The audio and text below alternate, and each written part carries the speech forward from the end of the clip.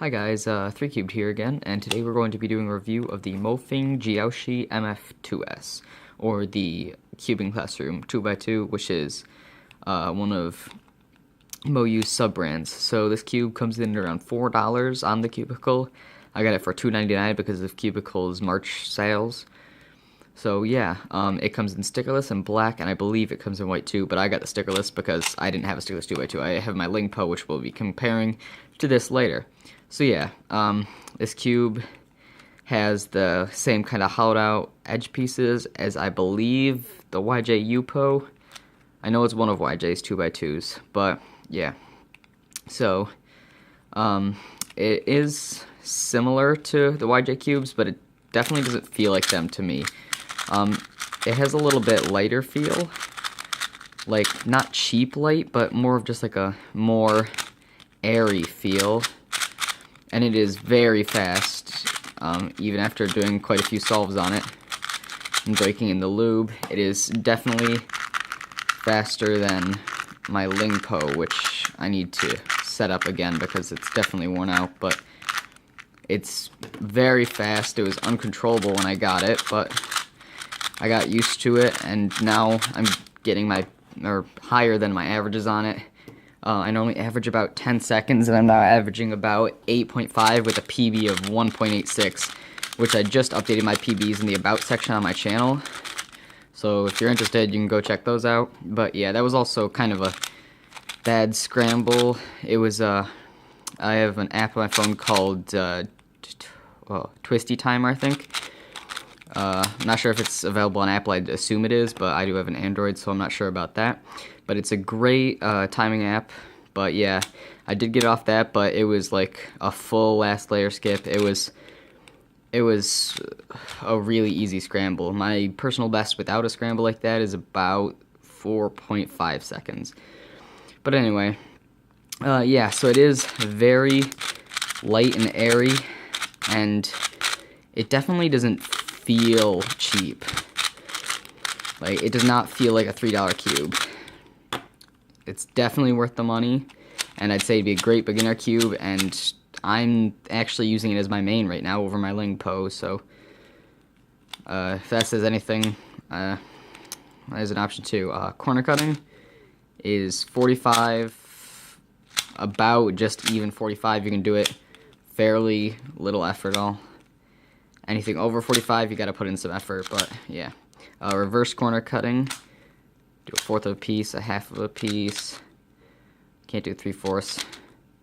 So yeah, about a half of a piece reverse corner cutting, but it's sufficient because you don't feel a lot of clicking or locking up if you're an accurate turner. So it's definitely not the most flowing cube. It's nothing like a Volk, which in my experience practically never locks up, but it's definitely one of the more stable, less locky cubes that I've felt. So yeah, now that we've been over that, not allowed to compare in 2x2s. There's not that many pieces or anything, but I just like to compare it to its what would you call it, a mother brand? I don't know, like a mother country for brands. But this is MoU's Lingpo 50mm. Oh, yeah, this is also 50mm. I forgot to mention that. But yeah, so this cube costs about $12, and you can see it's a little bit different on the inside, and it's definitely heavier, and it has a softer feel. The plastic feels soft. I don't know.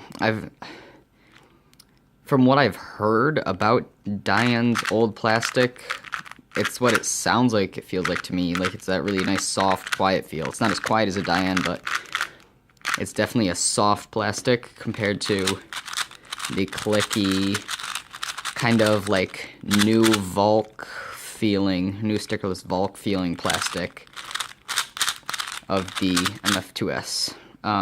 As for turning, even with being fully lubed by me, the Lingpo is definitely slower and a little bit like more gummy and stuff. That's real professional. Whereas the mf2s is very smooth, almost like, it almost feels like the pieces aren't even rubbing. It's very airy. And yeah, I personally like the mf2s better. And I just feel that the Lingpo is a little bit too sluggish.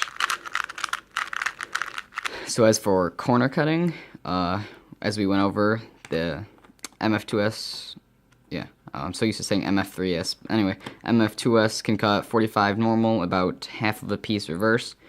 So if we do corner cutting on the Lingpo with my a little bit overly loose tensions, actually, I think I fixed them. It can cut well over 45 and tends to cut the other way if you go past. So that's good. Reverse corner cutting, practically infinite since it's just cutting the other way if you cut too far, except for that one spot, kind of like a Volk. There's just that one spot that it doesn't like to cut. I don't know what I was doing there. Messed it up. Anyway, so while I'm resolving this, I'll just go into... Oh gosh, it's so hard to solve this viewfinder. I have a new respect for all YouTube cuers. Anyway, as for lockups, I've never had pops. I've never had an internal pop on the Lingpo, but I have had one on the mf2s, which makes sense because it's a budget cube, and also I didn't really enjoy 2x2 back when I got the Lingpo, and I went straight into learning CFOP instead of learning how to solve the 2x2, and so I didn't really use it that much. But right after I started using this cube, I love the way this cube feels, and it inspired me to learn like full Ortega, and I'm working on CLL right now, so I want to get more into 2x2 because of this.